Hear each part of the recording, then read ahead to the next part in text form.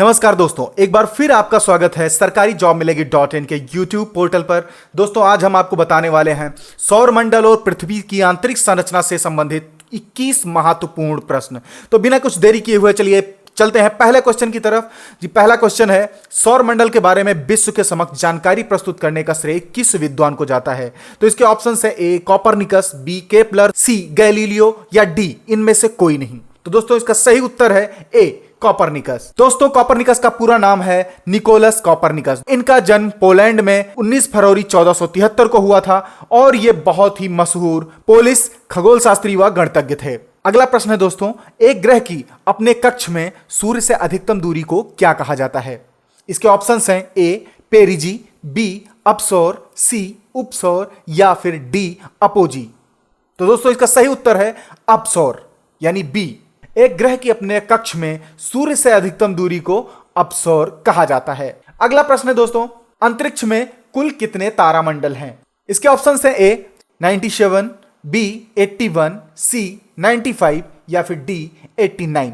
तो इसका सही उत्तर है दोस्तों डी 89। अंतरिक्ष में कुल 89 तारामंडल हैं।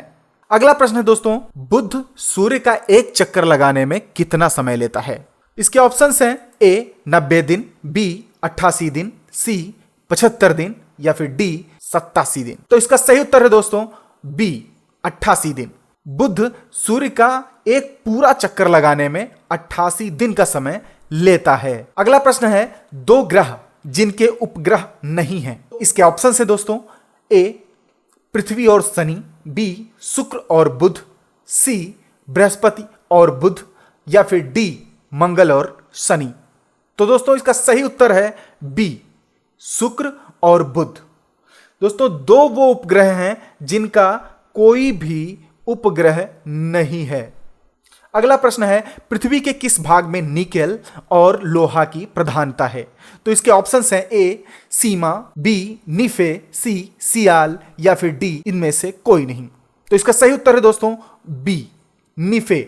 निफे पृथ्वी का एक ऐसा भाग होता है जिसमें निकेल और लोहा की प्रधानता होती है। अगला प्रश्न है, पृथ्वी की आंतरिक संरचना के संबंध में महत्वपूर्ण जानकारी का स्रोत क्या है? इसके ऑप्शंस हैं ए प्लेट विवर्तनिकी, बी अप्राकृतिक साधन, सी ज्वालामुखी या फिर डी भूकंप विज्ञान।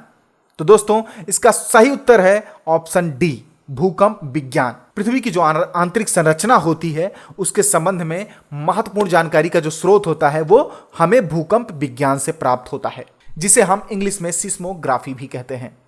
अगला प्रश्न है, पृथ्वी के कुल द्रव्यमान का लगभग कितना प्रतिशत मेटल पाया जाता है?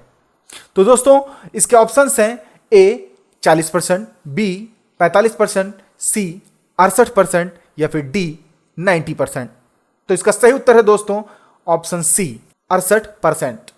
पृथ्वी के कुल द्रव्यमान का लगभग 68% मेटल पाया जाता है। अगला प्रश्न है, पृथ्वी के भूपर्पटी में कौन सा तत्व प्रचुर मात्रा में पाया जाता है? इसके ऑप्शंस हैं ए लौह, बी क्रोमियम, सी एल्यूमिनियम या फिर डी पोटेशियम। तो दोस्तों, इसका सही उत्तर है ऑप्शन सी एल्यूमिनियम।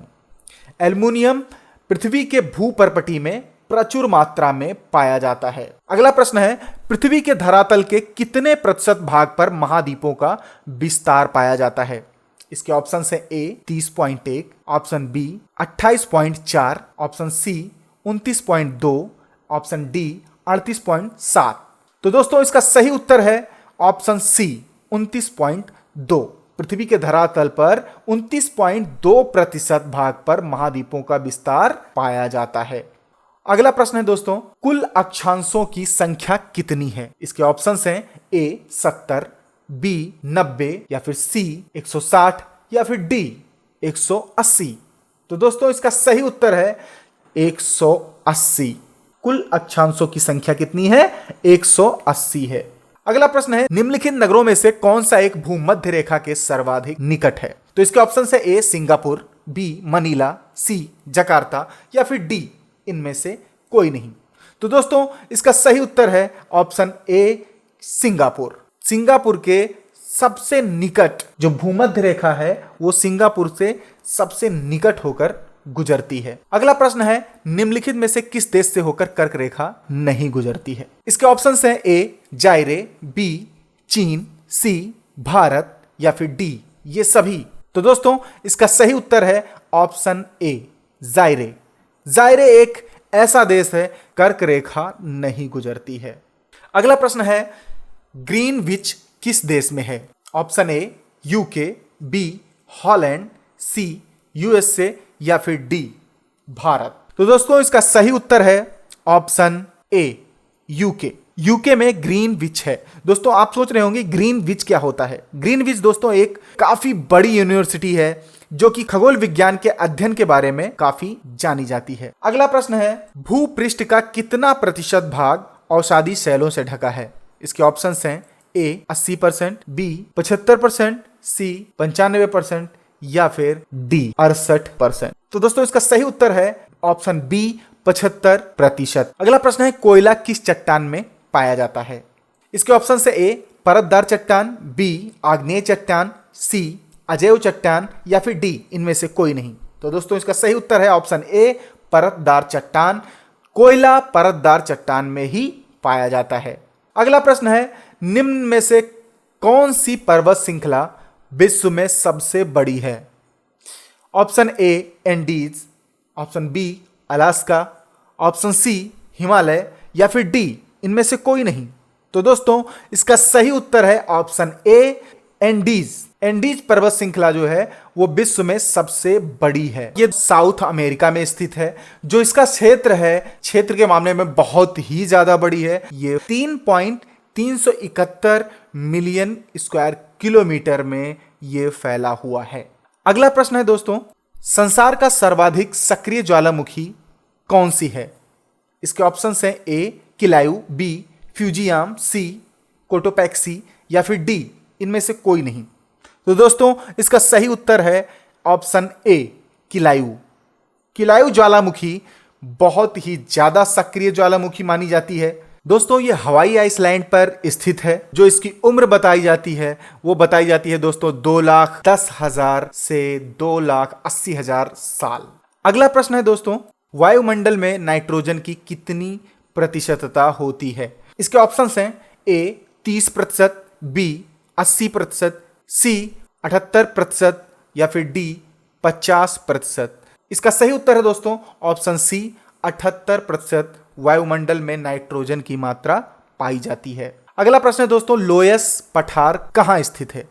इसके ऑप्शन है ए भारत, बी जापान, सी रूस या फिर डी चीन। इसका सही उत्तर है दोस्तों ऑप्शन डी चीन।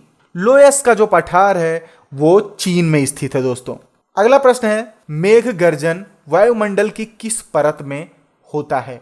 ऑप्शन ए ओजोन मंडल, ऑप्शन बी शोभ मंडल, ऑप्शन सी समताप मंडल या ऑप्शन डी इनमें से कोई नहीं। तो दोस्तों इसका सही उत्तर है ऑप्शन बी क्षोभ मंडल में गरजते हैं। ये पूरा वीडियो देखने के लिए आपका बहुत बहुत धन्यवाद और हमारे इस चैनल को सब्सक्राइब जरूर करें और हमारे इस वीडियो को लाइक करना तो बिल्कुल मत भूलें। धन्यवाद।